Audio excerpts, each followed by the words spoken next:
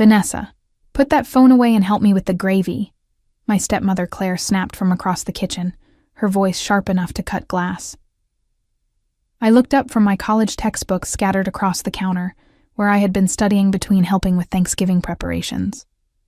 The tension in our Denver home was thick as molasses, and I could feel something wasn't right. My name is Vanessa McBride, and at 21, I was a junior at Colorado State University, majoring in criminal justice. I had always been fascinated by law enforcement, dreaming of becoming an FBI agent myself someday. The irony of that dream would soon become crystal clear. I lived at home to save money, commuting to campus 3 days a week while working part-time at a local accounting firm called Gravora Group. My father, Thomas McBride, owned a successful import-export business that had afforded us a comfortable life in an upscale neighborhood near Cherry Creek. Sorry, Claire. I was just finishing this chapter on federal investigations, I said, closing my criminology textbook and moving toward the stove.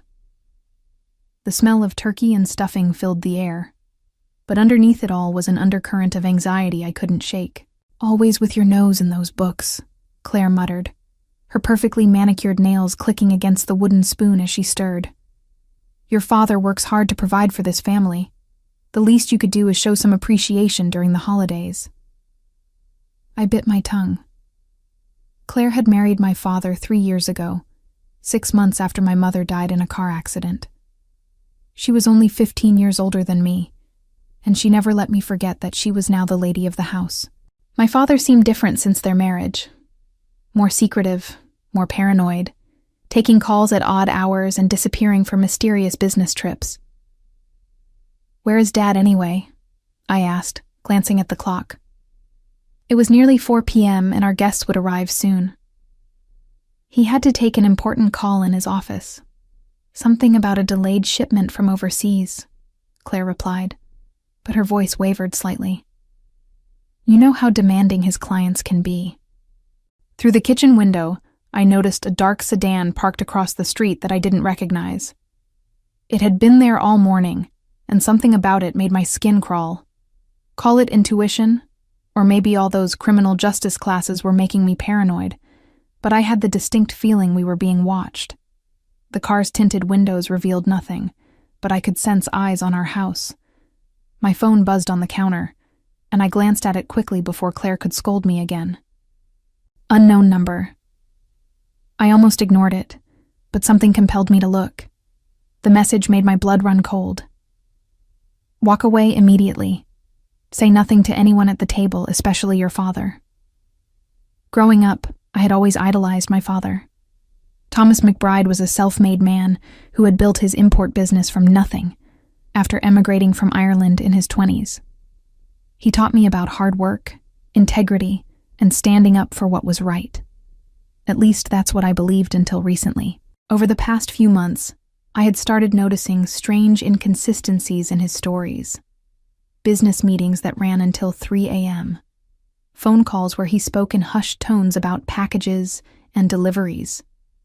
Most concerning was the way he had started asking me detailed questions about my college schedule, my friends, and even my social security number for what he claimed were insurance purposes. Vanessa, honey, could you help me understand something? He had asked just 2 weeks ago while we sat in his home office. For my accountant, I need to know all the places where your name might be listed.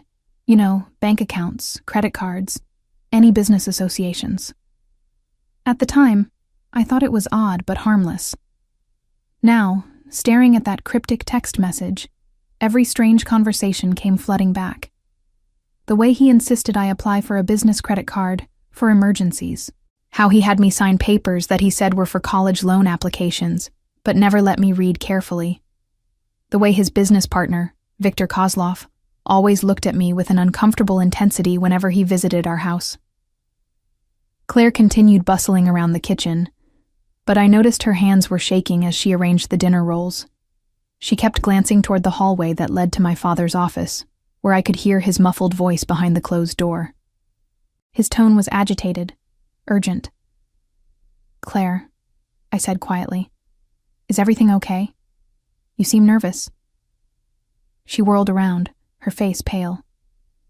Everything's fine. Why would you ask that? It's just that you've been jumpy all day, and Dad's been locked in that office for hours. Usually he loves helping with Thanksgiving dinner." Before Claire could respond, the doorbell rang. Through the front window, I could see our guests arriving. My Aunt Patricia and Uncle Robert, along with my younger cousin Jenny.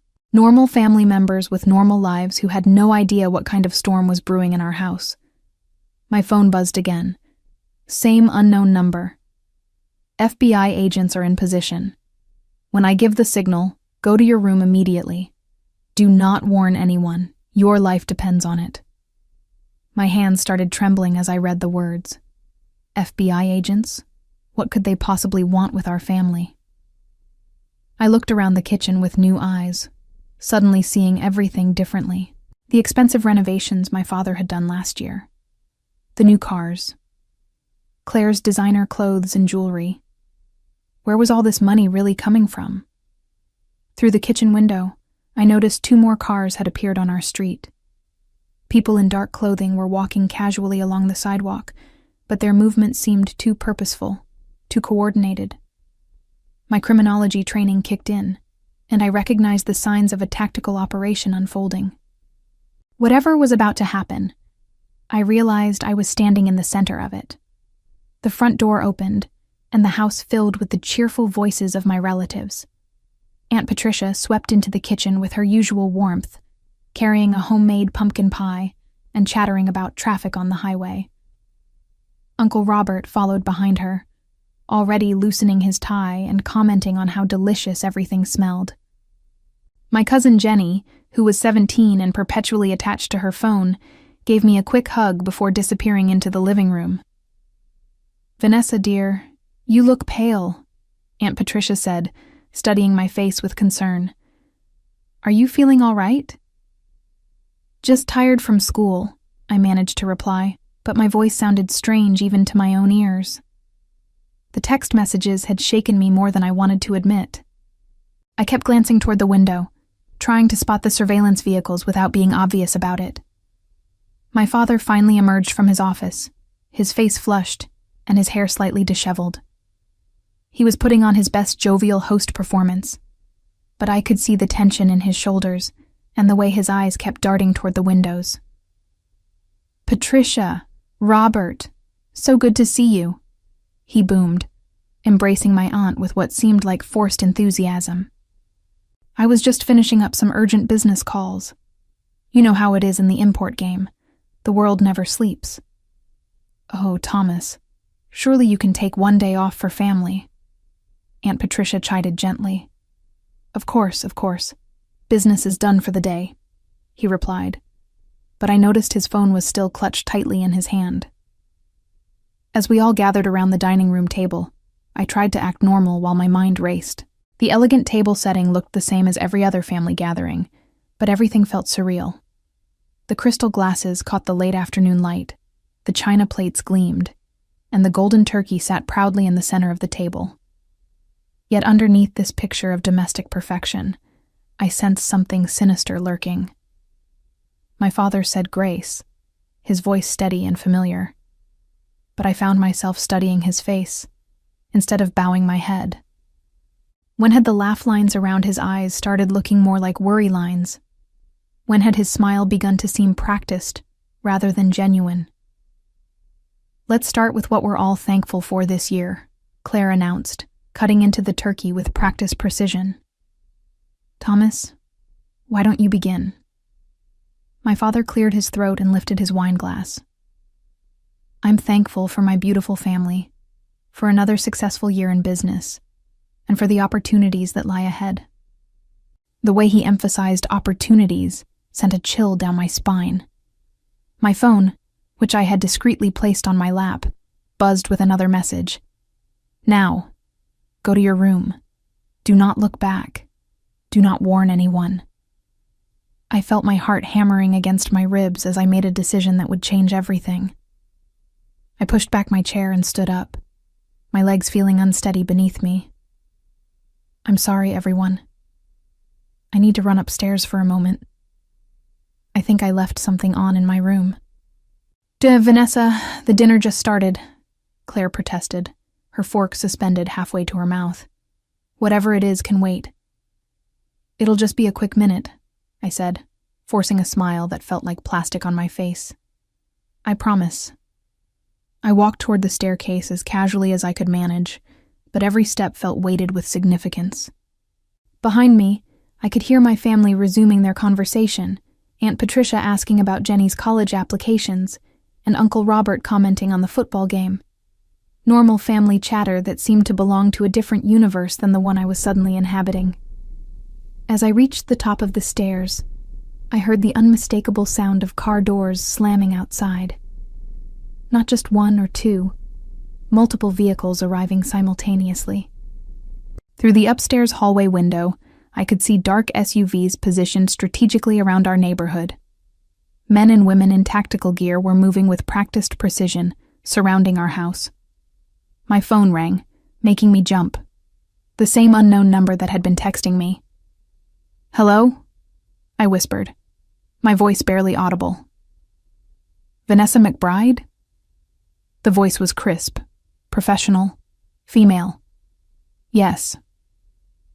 "This is Special Agent Rebecca Torres with the Federal Bureau of Investigation. I need you to listen carefully and follow my instructions exactly. Your life may depend on it." The words hit me like a physical blow. FBI. This was really happening. "I don't understand. What's going on?" "Your father's business is not what you think it is. We have evidence that he's been using your identity to facilitate illegal arms trafficking. You're not just an innocent bystander. You're being set up as a fall guy for federal crimes." The hallway seemed to spin around me. Arms trafficking? My father? The man who had taught me to ride a bike and helped me with my homework was a criminal? "That's impossible," I breathed into the phone. "He imports textiles and furniture." "Vanessa, listen to me. In about 30 seconds, we're going to execute a federal warrant on your house. Your father is expecting this. We believe he's planning to eliminate any witnesses who could implicate him. That includes you." The words "eliminate witnesses" sent ice through my veins. "You're saying my father wants to kill me?" "We have recorded conversations indicating that he views you as a liability. He's been using your personal information to create shell companies, forge documents, and launder money from weapon sales. If he goes down, he's planning to make it look like you were the mastermind." Downstairs, I could hear the conversation continuing normally. Jenny was laughing at something Uncle Robert had said. Claire was asking if anyone wanted more wine. The domesticity of it all felt obscene given what I was learning. "What do I do?" I whispered. "Stay exactly where you are. Do not go back downstairs under any circumstances. We're coming in through the front door in 10 seconds. Your father may try to call you down. Do not respond." As if on cue, my father's voice boomed up the stairs. "Vanessa, come down here, sweetheart. Your Aunt Patricia wants to tell you about her trip to Europe." My blood turned to ice. The timing was too perfect, too convenient. Agent Torres was right. He was trying to get me back downstairs before the FBI arrived. "Vanessa," my father called again, his voice sharper this time. "Come down here right now." Through my bedroom window, I could see tactical officers taking positions around our house, snipers on neighboring rooftops, armored vehicles blocking both ends of our street. This wasn't just an arrest. This was a major federal operation. "They're here," Agent Torres said through my phone. "Whatever happens next, do not move from where you are." The front door exploded inward with a tremendous crash. Shouts erupted from downstairs. "FBI, federal agents, everyone on the ground." I could hear my aunt screaming, chairs scraping against the floor, and my father's voice raised in furious protest. But what chilled me most was Claire's reaction, or rather, her lack of one. Instead of surprised screams, I heard her say in a calm, resigned voice, "Thomas, they know everything." The sounds from downstairs were chaos incarnate. Heavy boots thundered across our hardwood floors. Multiple voices shouted commands. "Hands where we can see them. Do not move. Secure the perimeter." Through my phone, Agent Torres kept me informed. Your father just tried to reach for something in his jacket. My colleagues have him restrained. Your stepmother is being cooperative. She's been working with us for the past 6 months. Claire's been working with the FBI? The revelation hit me like a sledgehammer. Everything I thought I knew about my family was crumbling in real time. She contacted us after discovering your father's illegal activities. She's been providing information about his operation while trying to protect you. The reason she's been so tense lately is because she knew this day was coming. Downstairs, I could hear my Aunt Patricia crying and demanding to know what was happening. Uncle Robert's voice was raised in confusion and anger. My cousin Jenny was sobbing. These innocent family members had been dragged into a federal takedown because of my father's crimes. Vanessa, I need you to understand something, Agent Torres continued. Your father has been planning to disappear after this Thanksgiving dinner. We found evidence that he intended to fake your death and flee the country with the money he's stolen. You were never meant to survive today. The words made my legs give out, and I sank to the floor of the hallway. My own father, the man who had raised me, who I had loved and admired, had been planning to murder me. The betrayal was so complete, so devastating, that I couldn't even process it emotionally. Why? I whispered. Why would he do this to me? Money and desperation. His arms trafficking operation was worth millions, but it was falling apart. He needed a scapegoat, and he needed to eliminate anyone who could expose him. Your identity was perfect for creating the paper trail, and your death would have sealed the case shut. Heavy footsteps were coming up the stairs now. I could hear Agent Torres coordinating with her team. Subject is secured on the main floor. Victim is safe on the second floor.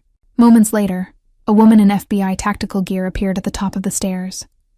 She was tall, with short dark hair and kind but serious eyes. Vanessa, I'm Agent Torres. You're safe now. I looked at her numbly, still trying to process everything.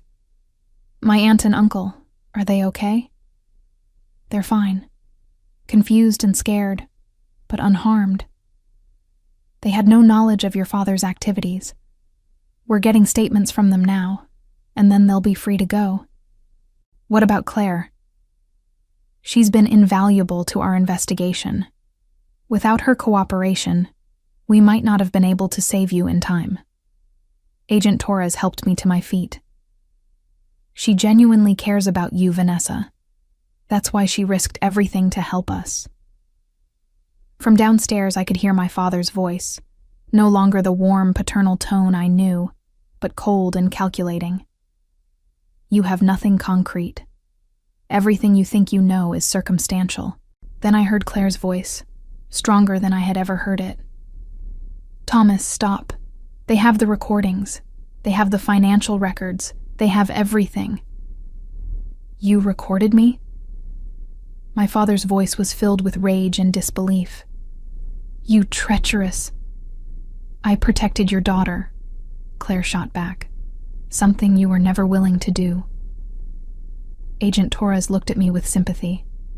I know this is overwhelming, but I need you to understand. You're not in trouble. You're a victim here.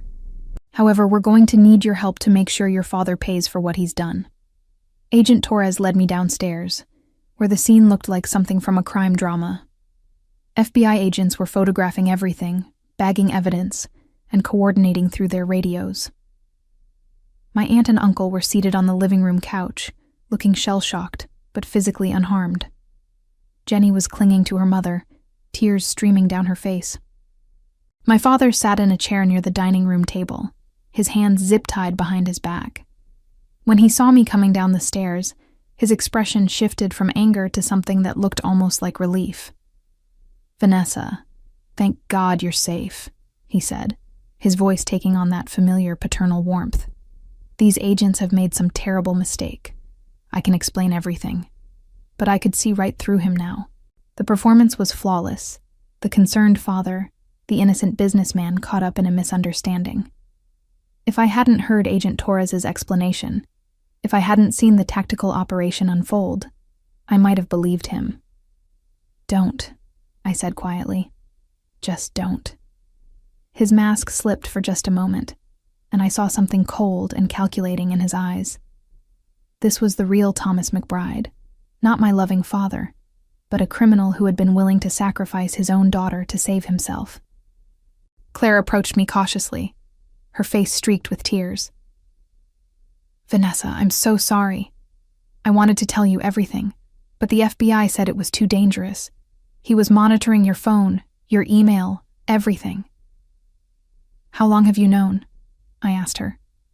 "I started suspecting something 6 months ago, when I found documents in his office. Bank accounts I'd never heard of. Shipping manifests for items that didn't match his business records. When I confronted him, he threatened me." She wiped her eyes. "But when I realized he was planning to involve you more directly, I contacted the FBI." Agent Torres joined our conversation. Claire provided us with crucial evidence: financial records, recorded conversations, shipping documents. "Without her courage, your father might have successfully framed you for his crimes." I looked at my father again, studying the man who had shaped my entire worldview. Was any of it real? Our relationship, the values you taught me, the person I thought you were? He met my gaze steadily. "I loved you, Vanessa. I still do.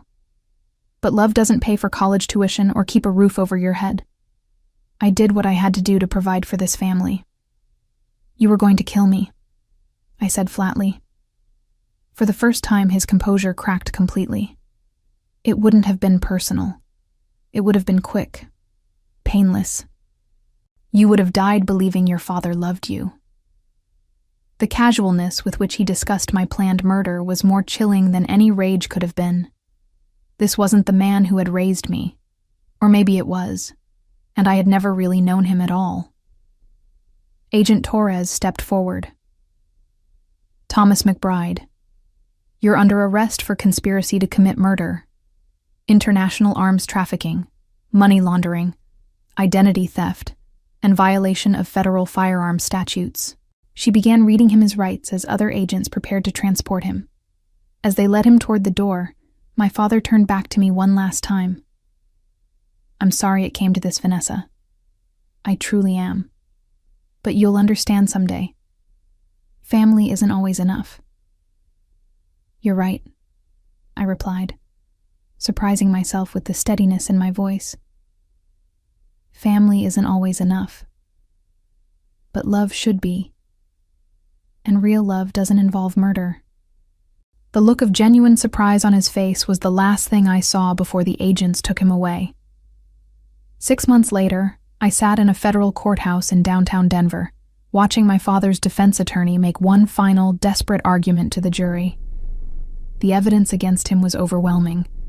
Financial records, recorded conversations, testimony from his criminal associates, who had agreed to cooperate in exchange for reduced sentences. But the most damaging evidence of all came from an unexpected source: me. In the weeks following his arrest, I had worked closely with the FBI to uncover the full extent of his criminal operation. They taught me how to access the shell companies he had created using my identity. Together, we traced money laundering operations across 3 countries. I helped them decode his communication patterns and identify other members of his trafficking network. What I discovered was worse than anything I had initially imagined. My father hadn't just been selling weapons. He had been supplying them to terrorist organizations and drug cartels. The blood money that had paid for my college tuition, our house, our comfortable lifestyle, was stained with the lives of countless innocent people. But it was the murder plot that sealed his fate. Claire's recordings revealed the chilling details of how he planned to stage my death. He had researched poisons that would mimic natural causes. He had practiced his grief-stricken father act in front of the mirror. He had even written a fake suicide note in my handwriting, claiming I couldn't live with the guilt of my crimes. "Ladies and gentlemen of the jury," the prosecutor said in her closing statement, "Thomas McBride didn't just betray his country. He betrayed the most sacred trust of all, that between a father and daughter. He was willing to murder his own child to avoid accountability for his crimes." As the jury filed out to deliberate, my father's eyes met mine across the courtroom. I felt nothing. No love, no hatred, no sadness. Just a cold satisfaction that justice was finally being served. The jury deliberated for less than 3 hours. When they returned, the foreman stood and delivered their verdict. Guilty on all counts. My father's face remained impassive, but I saw his hands tremble slightly as the judge announced his sentence. Life in federal prison without the possibility of parole. As the guards led him away in shackles, I felt a profound sense of closure. The man who had raised me was gone, but the monster who had planned to kill me was finally being held accountable. Outside the courthouse, Agent Torres found me on the steps. "How do you feel?" she asked. "Free," I replied, and meant it. For the first time in months, I feel completely free. Claire joined us, her face showing the relief of someone who had carried a terrible burden for too long. "Thank you," she said to me, "for being strong enough to see this through." "Thank you for saving my life," I replied. "I know it couldn't have been easy." She smiled sadly. "You're the closest thing to a daughter I've ever had. I couldn't let him hurt you." Agent Torres handed me a business card. "I meant what I said before. If you're still interested in a career with the FBI, you have my recommendation. What you've accomplished over these past 6 months, the way you've helped us unravel this case, shows exactly the kind of integrity and intelligence we need." I looked at the card, thinking about my childhood dreams of becoming an FBI agent. Those dreams had been born from watching my father, believing he represented justice and moral courage. Now I knew the truth about him, but somehow that made my calling even clearer. "I'll think about it," I said, but I had already made my decision. Years later, Thomas McBride died alone in federal prison, his arms trafficking network completely dismantled, and his co-conspirators serving lengthy sentences. His reputation was destroyed, his assets seized, and his name became synonymous with betrayal in law enforcement circles. Claire used the seized assets to establish a foundation for victims of arms trafficking, ensuring that his blood money would finally serve a righteous purpose. As for me, I graduated summa cum laude and joined the FBI's counterterrorism division, where I specialized in tracking down criminals who exploit their own families for profit. Every case I solved, every criminal I helped bring to justice, felt like a small victory over the man who had tried to destroy me.